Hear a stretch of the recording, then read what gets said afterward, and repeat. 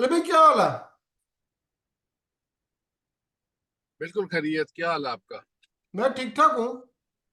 आज हमने बात करनी है पाक ईरान रिलेशनशिप के ऊपर।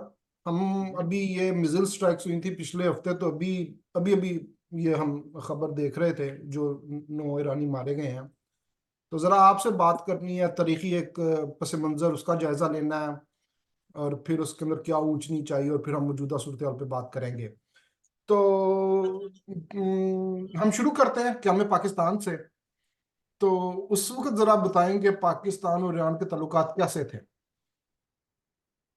ईरान और पाकिस्तान के ताल्लुकात बड़े ही आइडियल और इंतहाई जबरदस्त ताल्लुकात रहे हैं माजी में। हम्म, इंडिया और जो ईरान है ना, ब्रिटिश राज के दौरान भी इनके ताल्लुकात अच्छे थे। और 47 में जब पाकिस्तान बना तो सबसे पहले ईरान ने ही पाकिस्तान को रिकग्नाइज किया था। अभी हालिया दिनों में जो टेंशन हुई है इसके पीछे ज़रा बहुत सारे मामलात हैं। तो बहुत से लोग पूछ रहे थे कि ये सारा मामला क्या है, तो मैंने कहा इसका थोड़ा सा माजी के तनाजुर में बात करके तो फिर जो मौजूदा एक आई है एक टेंशन, तो उसके ऊपर थोड़ी मुख्तसर सी बात कर लेते हैं। तो माजी में तो ईरान के साथ पाकिस्तान के हम्म, सबसे ज्यादा आइडियल रिलेशनशिप थे। Iran was the first country who recognized Pakistan in 1947. First of all Iran ने हम्म, पाकिस्तान को रिकग्नाइज किया।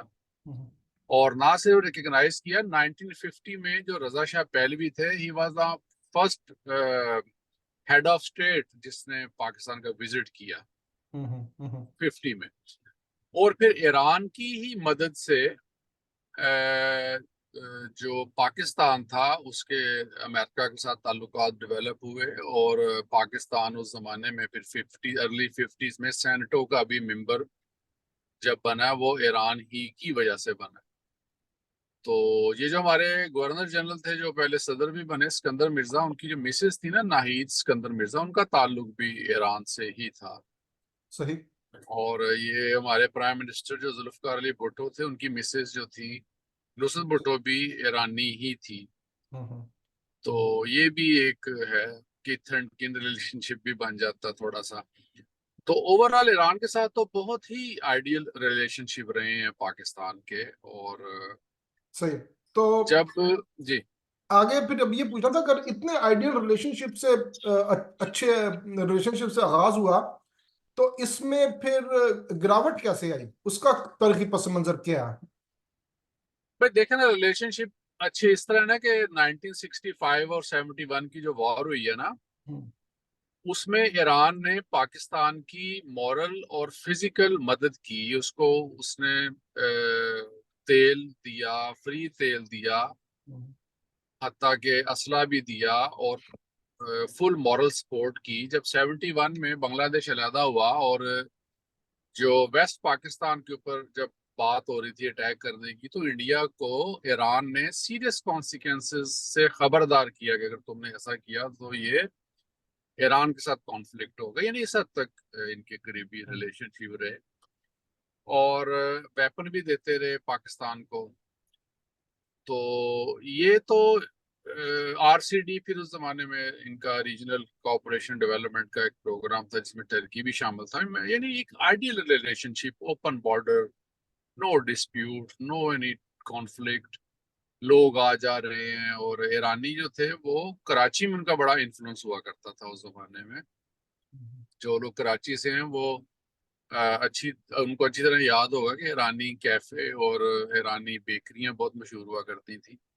79 में जब ईरान में आ गया, इनकलाब आ गया, या एक मजहबी वहां पे तब्दीली आ गई, तो उसका जो नतीजा निकला ना पूरे खित्ते में, उसका बड़ा एक नेगेटिव इम्पैक्ट आया उस सारी तब्दीली का। क्योंकि खुमैनी साहब जो थे, उनका ये नारा था कि ये जो इनकलाब है ना, इसकी सरहदें कोई नहीं होगी।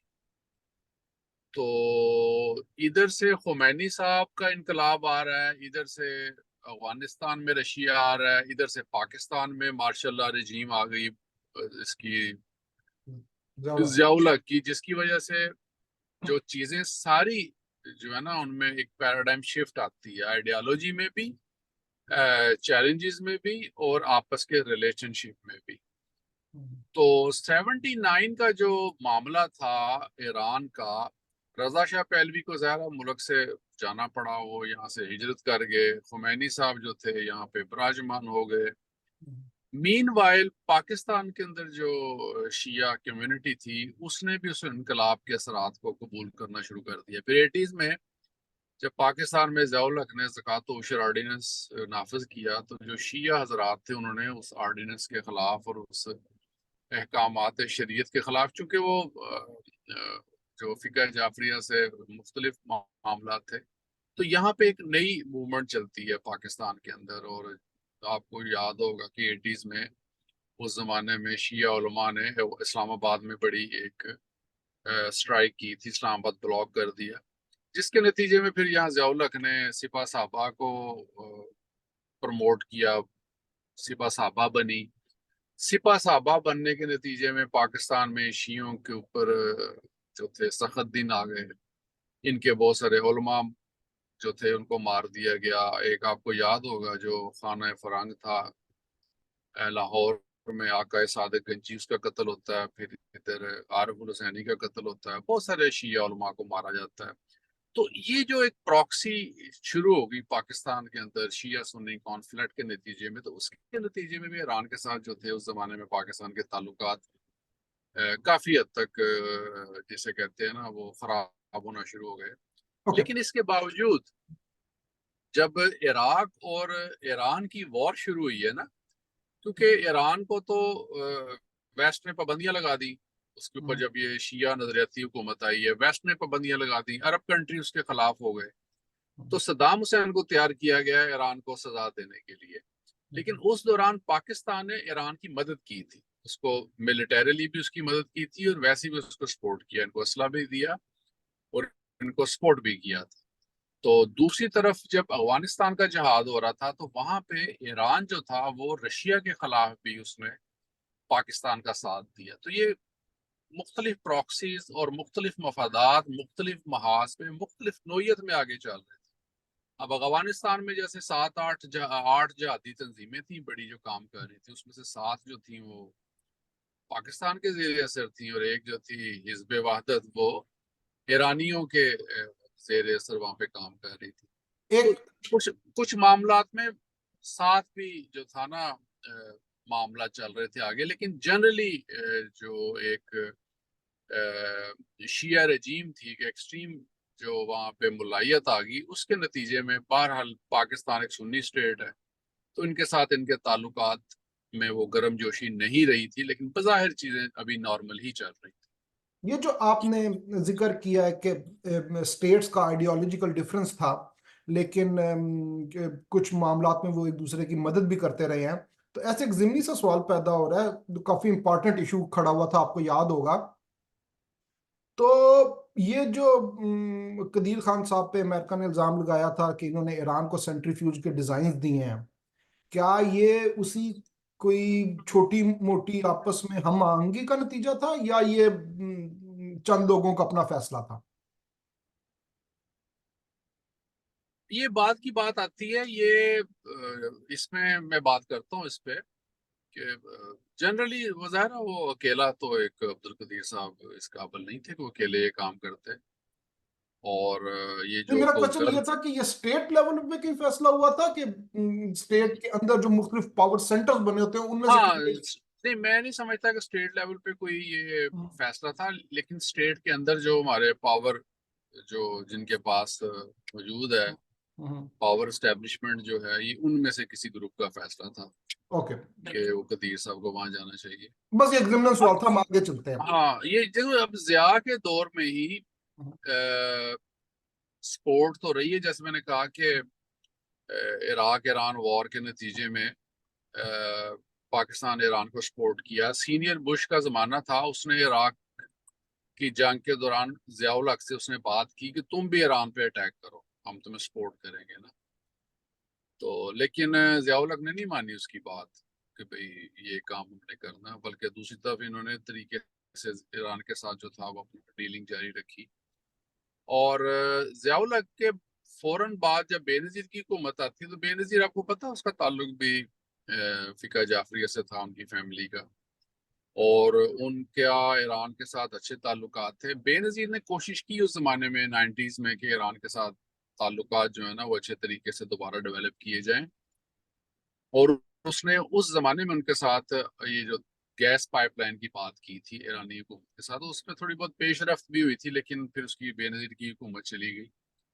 بے نظیر کی حکومت کے دوران ہی جو اسلم بیگ تھے, جنرل اسلم بیگ, اس نے بھی ایران کے ساتھ جو تھے نا ملٹریلی, جسے یہ اسٹریٹجک ڈیپتھ کا نام دیتے ہیں نا پاکستان آرمی والے, ایک تو یہ اسٹریٹجک ڈیپتھ کا تعلق افغانستان سے ہے, ایک انہوں نے اس کی بنیاد ایران کے حوالے سے بھی رکھی تھی, ایک اپنے آرمی کے ریلیشن شپ کے حوالے سے.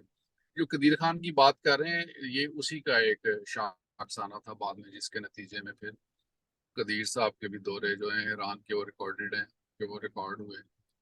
تو ایران کے ساتھ بہت سارے چینل چلتے رہے. ایک تو فرنٹ چینل تھے حکومتوں کے ساتھ, پھر جو ایک مذہبی عقیدت ہے پاکستان کی, جو فقہ جعفریہ سے تعلق رکھنے والے لوگوں کی, ہر سال ہزاروں لاکھوں لوگ جو ہیں وہ زیارتوں پہ جاتے ہیں, کاروباری لوگ جاتے ہیں, ویسے لوگ پھرنے کے لیے وہاں جاتے ہیں. تو وہ بیک ڈور چینلز کے علاوہ ثقافتی, سیاحتی اور بہت سارے چینلز ایران کے ساتھ جو تھے نا وہ ہمیشہ ہی کھلے رہے ہیں.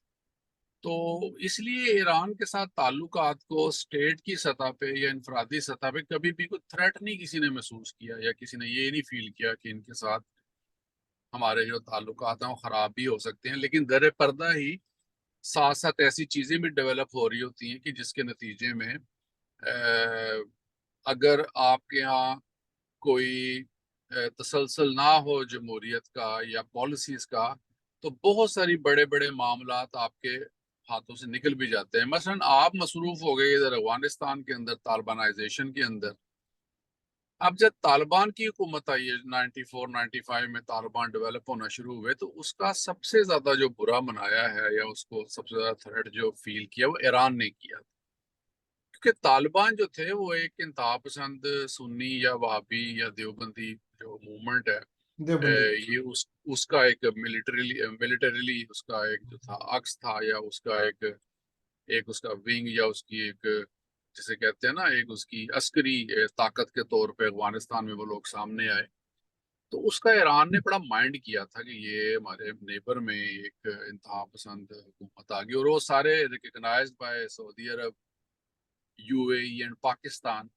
تو سعودی عرب اور یو اے کے ساتھ تو ایران کی ویسی بہت زیادہ صدیوں پرانی صدیوں پرانی ریویلری ہے, اور اس میں ایک نیشنل آئیڈینٹی کا بھی مسئلہ ہے, قومیت کا بھی مسئلہ ہے, پھر اس کے اندر مذہبی فکر کا بھی تضاد ہے. تو انہوں نے اس کو بہت تھریٹ فیل کیا, اور اس میں پیک تب آئی ہے کہ جب 98 میں آپ کو یاد ہوگا کہ انہوں نے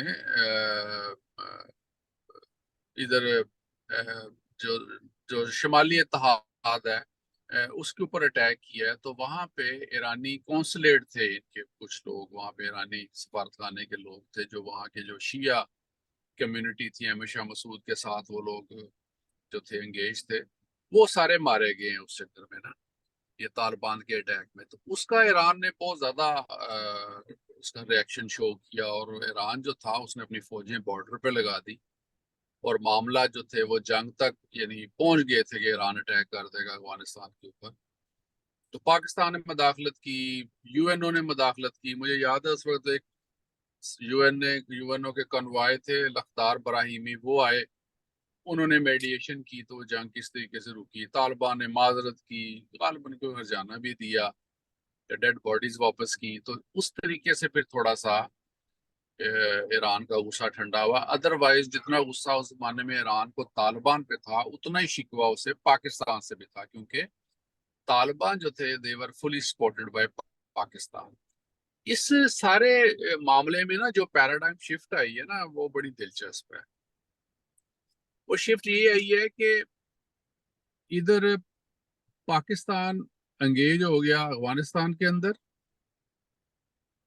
سعودی عرب کے ساتھ, اور ایران کے اوپر لگی ہیں پابندیاں. ایران سے نہ اب آپ تیل لے رہے ہیں, نہ آپ وسیع پیمانوں پہ تجارت کر رہے ہیں، اوپر سے ایران کے اندر جو رجیم ہے اس کے ساتھ بھی آپ کے نظریاتی اختلاف ہیں، تو آپ ٹوٹلی انگیج ہیں افغانستان میں۔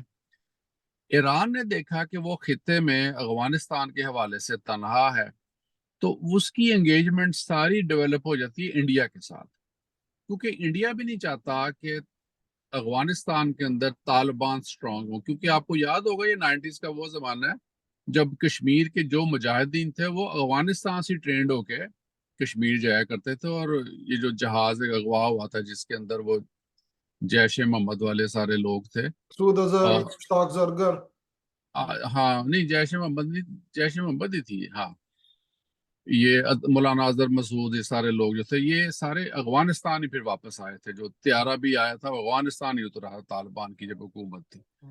تو انڈیا بھی نہیں چاہتا تھا کہ طالبان کا اثر رسوخ بڑھے اور پاکستان کو یہاں پہ زیادہ جو ہے نا وہ سپیس ملے، اس لیے اس نے افغانستان کے ساتھ مل کے ایران کے ساتھ مل کے افغانستان کے اندر بھی اپنا اثر رسوخ پیدا کرنے کی کوشش کی، اور ایران کے اندر بھی اس نے اپنا اثر رسوخ پیدا کرنے کی کوشش کی، جس کے نتیجے میں ایران بھی کامیاب رہا اور انڈیا بھی کامیاب رہا، اور انڈیا جو تھا وہ ایران کے اندر اپنا اثر رسوخ پیدا کرنے میں کامیاب ہو گیا۔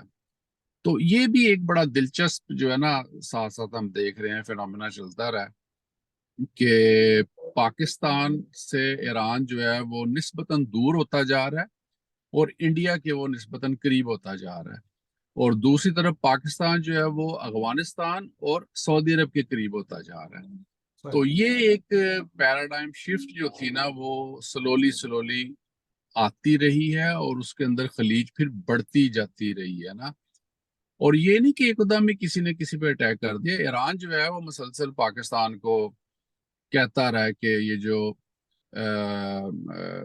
جند اللہ ہے اور جیش العدل ہے یہ آپ کے ہاں آپریٹڈ ہیں اور یہ ہمارے ہاں اٹیک کرتے ہیں۔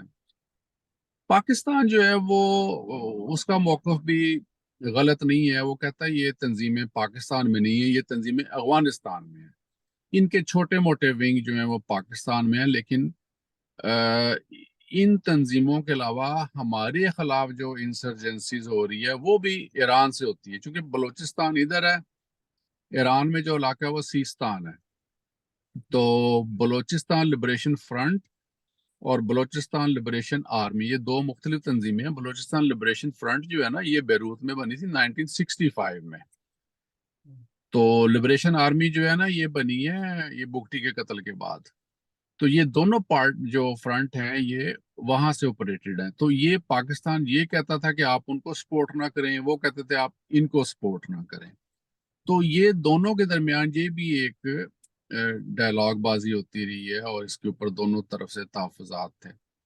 2017 میں بھی نا مجھے یاد ہے کہ ایرانیوں نے انہوں نے جیش العدل نے ایرانیوں کے ایک دو لوگ مار دیے بارڈر پہ، تب بھی وہاں کی آرمی چیف نے پاکستان کو تھریٹ کیا تھا کہ ہم پاکستان کے اندر ان کے جو ٹکانے ان کے اوپر میزائل حملہ کر سکتے ہیں تاکہ ان کو ہم تباہ و برباد کریں، لیکن تب جب بھی کوئی ایسے واقعات ہوتے تو پھر وہ جو ان کے بیک ڈور چینلز ہیں یا ویسی ڈپلومیسی سے یہ اپنے معاملات سلجھا لیا کرتے تھے یا بات چیت ہو جایا کرتی تھی۔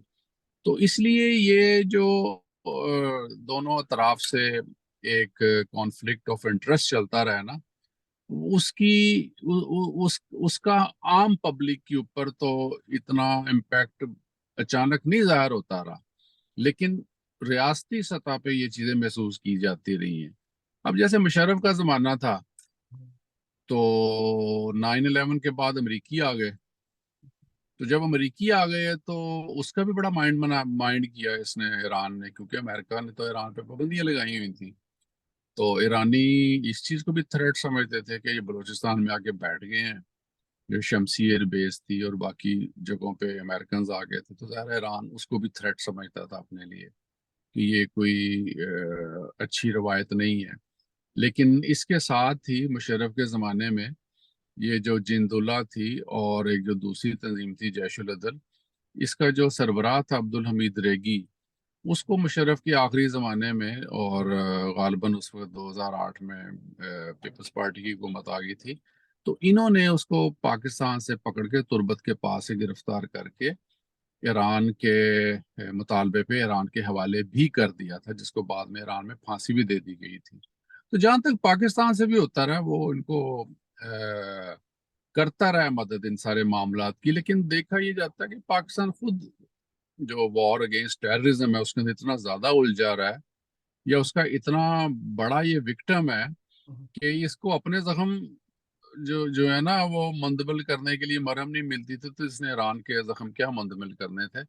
تو اس لیے ان سارے واقعات کے نتیجے میں دونوں ممالک کا جو ایک آئیڈیل اور خوبصورت ریلیشن تھا نا، وہ بہرحال کافی حد تک اس پہ ضرب لگی اور کافی حد تک وہ متاثر ہوا، امپیکٹ ہوا۔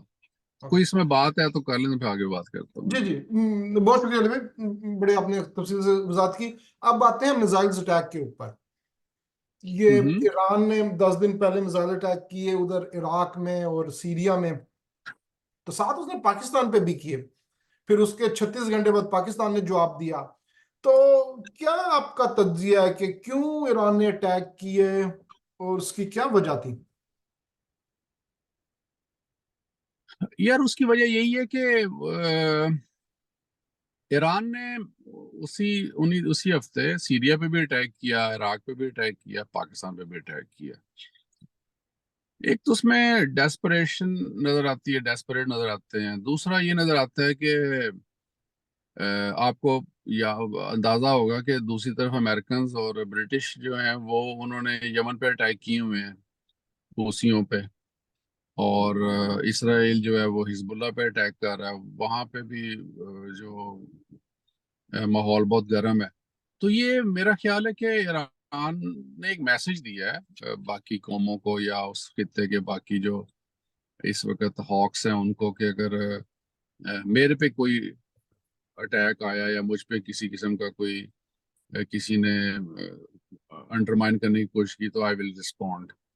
اور عراق کے بارے میں ان کو پتا تھا کہ وہ کر سکتے ہیں، ایران کے بارے میں ان کو، سیریا کے بارے میں پتا تھا ان کو کر سکتے ہیں، پاکستان کے بارے میں بھی ان کو ایشورنس ضرور دی گئی ہوگی، اور یہ ایشورنس ان کو پاکستان سے تو ظاہر ہے کسی نے نہیں دینی تھی، انڈیا کی طرف سے دی گئی ہوگی کہ تم اٹیک کرو، تو ایسی کوئی بات نہیں، پاکستان تو آلریڈی آج کل بڑا ویک ہے، اور ظاہر ہے اقتصادی طور پہ تو پاکستان کے حالات اتنے اچھے نہیں ہیں، لیکن اگر یہ ایران کی سیکورٹی کا مسئلہ تھا تو ایران کو یہ بھی یاد رکھنا چاہیے تھا کہ یہ پاکستان کی بھی انٹیگریٹی کا اور سوورینٹی کا مسئلہ ہے، تو یہ صرف ایران کی سیکورٹی کا مسئلہ نہیں۔ میرے نزدیک ایران کا یہ جو اٹیک تھا پاکستان پہ ارسپانسبل اٹیک تھا، اور جو اس کا آگے سے رسپانس آیا ہے وہ نیچرل رسپانس تھا پاکستان کی طرف سے۔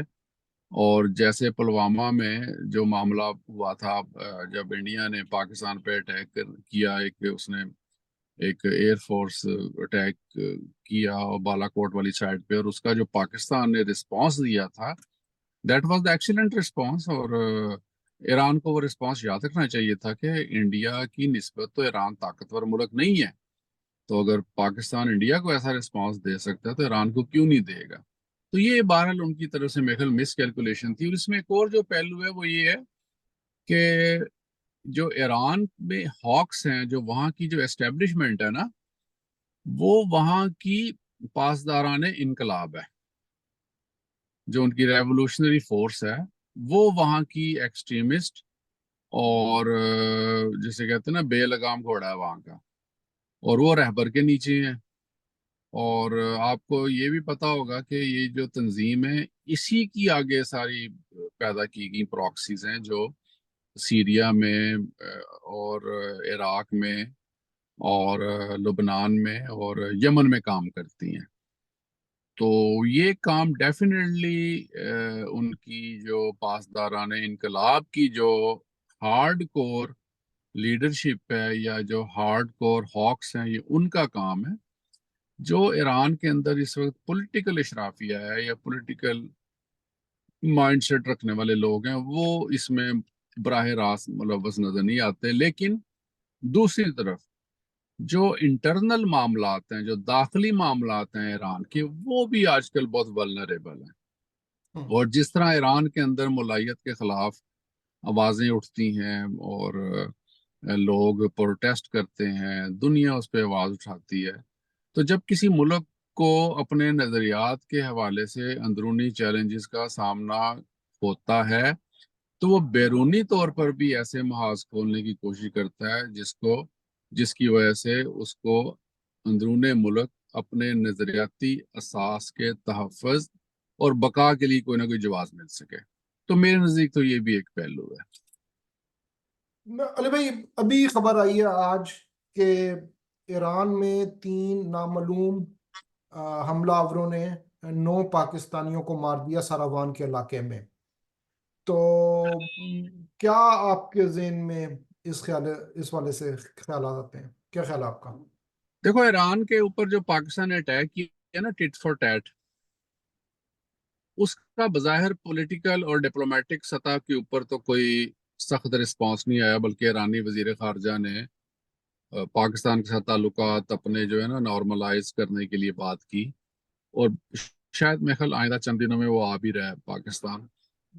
یہ جو رسپانس ہے یہ اگین یہ اسی انتہا پسند گروپ کا یا کیا انہیں کہنا چاہیے کہ ہاکس کا ہے، جو سمجھتے ہیں کہ پاکستان کے ساتھ ہمیں ہارڈ لینگویج میں بات کرنی چاہیے.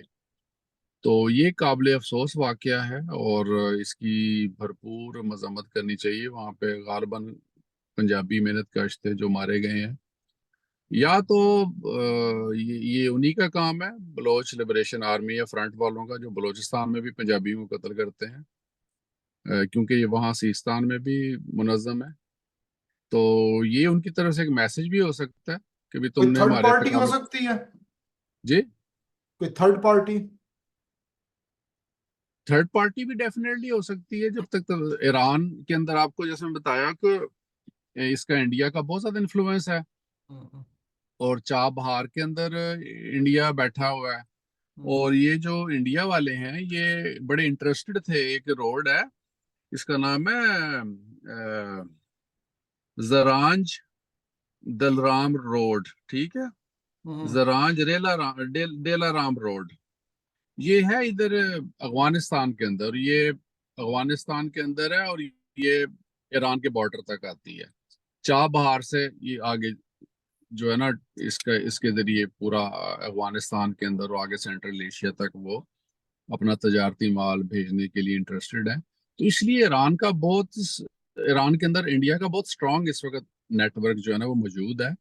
اور یہ چابہار سے آپ کو یاد ہوگا کلبھوشن جو آیا تھا وہ ایزیلی وہ پاکستان آ گیا، اس لیے کہ اس کو ایران کے اندر کسی قسم کا کوئی پرابلم نہیں تھا. تو را جو ہے یا انڈین انٹیلیجنس جو ہے وہ ایران کے اندر بہت زیادہ انفلوئنشل ہے اور بہت منظم ہے، اور وہاں سے وہ بڑی ہی جسے کہتے ہیں نا دل جمی سے اور بڑی آسانی سے پاکستان کے اندر لوگوں کو اور پاکستان کی ٹیریٹری کو اور آرمی کو ٹارگٹ کرتے ہیں. یہ سارے وہ معاملات ہیں جو پاکستان نے ایران کے ساتھ اٹھائے ہوئے ہیں. یہ تو آئی نو پرسنلی کہ جب میں پاکستان ہوتا تھا تو یہ تو یعنی اس زمانے کی باتیں ہیں، تب بھی یہ سارے معاملات جو تھے وہ بڑے کمپلیکیٹڈ تھے. اب تو خیر ان باتوں میں بہت زیادہ تیزی آ چکی ہے. تو یہ بلوچستان لبریشن آرمی ہو گئی یا لبریشن فرنٹ ہوگی، یہ بھی را کی ہی فنڈنگ سے چلنے والی تنظیمیں ہیں. اگر انہوں نے یہ کام کیا تو اس کے پیچھے بھی ڈیفینیٹلی را کا ہی ہاتھ ہو سکتا ہے. اور اگر یہ پاسداران انقلاب کی کسی ذیلی تنظیم کا کام ہے تو اس وقت پاکستان کے خلاف ان کو استعمال کرنے کی تمام تر جو موٹیویشن ہے وہ انڈیا کی طرف سے آ سکتی ہے. اور یہ ظاہر چند ایک سالوں سے یہی کچھ ہو رہا ہے وہاں ابھی آخری سوال ہے. پہ. 4 ملکوں سے ہمارا بارڈر لگتا ہے، ہوں انڈیا، ایران، افغانستان، چائنا. سب سے زیادہ بارڈر ہمارا 3 ملکوں کے ساتھ لگتا ہے، انڈیا، افغانستان اور ایران کے ساتھ. ہوں 2 ان میں سے اسلامی ملک ہیں.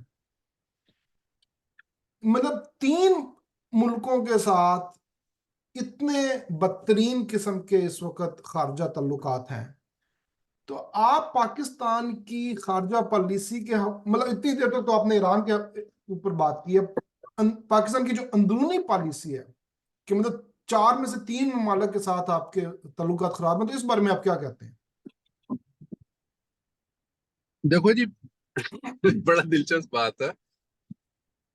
یہ جو ٹرائی اینگل ہے نا، پاکستان، ایران اور افغانستان، ان تینوں ممالک میں مذہبی انتہا پسندی کا نزول ہوتا ہے آفٹر 79۔ ایران میں 79 کا انقلاب، رشیا کی انوالومنٹ فزیکل، خیر پہلے بھی تھی لیکن جہادیوں کی انوالومنٹ افغانستان میں فرام 79، پاکستان میں ضیاء الحق فرام 79۔ آپ دیکھ لینا نرسری شروع ہو جاتی ہے مذہبی نظریاتی انتہا پسندی کی۔ تو یہ تینوں ریاستیں جو تھی نا، مذہبی نظریاتی ریاست کے حوالے سے جب پروان چلی ہیں، پھلی پھولی ہیں، تو اس کا نیگیٹو امپیکٹ بہت زیادہ آیا ہے۔ اب یہ تینوں جو مذہبی نظریاتی ریاستوں کا جو ایک ٹرائی اینگل ہے یا ایک جو جنکشن بن چکا ہے، وہ پاکستان کا بارڈر ایریا ہے۔ ایک طرف افغانستان، ایک طرف ایران، ادھر ایران، افغانستان اور پاکستان۔ اب یہ تینوں جو مذہبی نظریاتی اساس رکھنے والی ریاستوں کی جو آپس میں چپکلش ہے نا، وہ ایک دوسرے کی ضد کے اوپر قائم ہے۔ ایران بالکل ڈیفرنٹ مکتبہ فکر، پاکستان ایک ڈیفرنٹ مکتبہ فکر۔ پاکستان بیسیکلی تو بریلوی اسٹیٹ ہے نا، یہ دیوبندی وہابی اسٹیٹ بیسیکلی نہیں ہے، یعنی تعداد جہاں لوگوں کی زیادہ تر بریلوی ہے۔ طالبان جو ہیں وہ پیور یعنی دیوبندی مکتبہ فکر، ان میں سے بہت سارے اہل حدیث بھی ہیں۔ تو یہ تینوں کا جو ہے نا مذہبی بنیاد بھی ایک دوسرے کی ضد پہ قائم ہے۔ یا تو نا ایک ہی مذہبی جو ہے نا نظریہ ہوتا تو پھر بھی آپ کہہ سکتے تھے کہ چلو کوئی نہ کوئی ہاں مانگی ہے۔ ان تینوں کی جو بنیاد ہے وہ ایک دوسرے کی ضد ہے۔ تو مذہبی طور پہ ہم نے دیکھا ہے کہ اسلام کے اندر یا کسی بھی مذہب کے اندر جو مذہبی نظریاتی ریاست ہوتی ہے وہ انتہا پسندی کے حوالے سے فاشسٹ رویہ رکھتی ہے، اور کوئی بھی فاشسٹ ریاست کبھی بھی اپنے ہمسایوں کے ساتھ، خاص طور پہ جن کے ساتھ ان کی مذہبی نظریاتی مخاصمت ہوتی ہے، ان کے ساتھ وہ پرامن رہ ہی نہیں سکتے۔ آپ جو مرضی کر لیں۔ میرے نزدیک یہ اس تھیسس کا اور اس سارے مقدمے کا بنیادی جز ہے، جس کو ریاستی سطح پر نہ ڈسکس کیا جاتا ہے، نہ انڈرسٹینڈ کیا جاتا ہے۔ یہ ایویں نہ نعرے مارتے رہتے ہیں برادر اسلامی ملک، برادر اسلامی ملک۔ نہ افغانستان آپ کا برادر اسلامی ملک ہے، نہ ایران آپ کا برادر اسلامی ملک ہے۔ آپ لوگ نظریاتی طور پہ، مذہبی نظریاتی طور پہ ایک دوسرے کے سخت خلاف ہیں۔ آپ کی فقہ، آپ کے علماء اور آپ کے نظریے کے تحت آپ لوگ بدترین کافر اور قابل مواخذہ مسلمان ہیں ایک دوسرے کے نزدیک۔ تو یہ جو ہے نا نظریہ، یہ اٹس ویری ڈینجرس۔ اور ان تینوں ریاستوں کو جب بھی آپس میں معاملات طے کرنا ہوں گے یا طے کرنا چاہیں گے، تو ان کو مذہبی نظریاتی اساس کو ایک طرف رکھتے ہوئے پیور ریاستی سطح کے اوپر اور سیاسی سطح کے اوپر چیزیں جو ہے نا ان کا ازالہ کرنا پڑے گا مسائل کا۔ ادروائز تو یہ نظر یہ آتا ہے کہ جس طرح یہ خطہ پہلے ہی بہت زیادہ انریسٹ کا شکار ہے، تو اس میں مزید اضافہ ہوگا۔ اور جو ریاستیں ڈیموکریٹک ہیں، جو سیکولر ریاستیں ہیں یا جن میں خوشحالی آ چکی ہے، وہ دور سے بیٹھ کے صرف تماشا دیکھ رہے ہیں، اور یہ تماشا بنے ہوئے ہیں آرام سے۔ انڈیا کہاں بیٹھا ہے، وہاں بیٹھ کے ان کی پراکسی انجوائے کر رہے ہیں۔ اس کے اپنے مفادات ہیں، اس نے ایران سے تیل لینا ہے، اس نے ایران کے راستے افغانستان اور سینٹرل ایشیا تک تجارت کر لینی ہے، اور ایران اور پاکستان لڑتے رہنا آپس میں۔ ادھر آپ آج تک افغانستان کے راستے جس کے ساتھ آپ کا بارڈر لگتا ہے، آپ اس کے راستے آج تک سینٹرل ایشیا تک ٹریڈ نہیں کر سکے۔ کیا وجہ؟ حالانکہ آپ نے قربانیاں بھی دی ہیں، ان سے بھی قربانیاں مانگی ہیں، سپورٹ بھی کی ہے، ان کی خاطر بدنام بھی ہوئے، پوری دنیا میں بدنامی بھی برداشت کی، آئسولیشن بھی برداشت کی، پابندیاں بھی برداشت کی۔ اس کے باوجود آج بھی آپ کا کوئی فرد واحد جو ہے پاکستان کا، افغانستان میں جا نہیں سکتا، اس کو گھسنے کو نہیں دے گا وہاں۔ تو اس لیے یہ نظر ثانی کرنے کی ضرورت ہے ان لوگوں کو اپنے رویوں پہ اور اپنی پالیسیز پہ اور اپنے نظریات پہ سب سے زیادہ، تبھی جا کے کوئی معاملات بہتر ہو سکتے ہیں، ادروائز بگاڑ ہی بگاڑ۔ شکریہ علی بھائی، بہت بہت، یہاں پہ ہم ختم کرتے ہیں۔ خدا حافظ۔ Okay, thank you.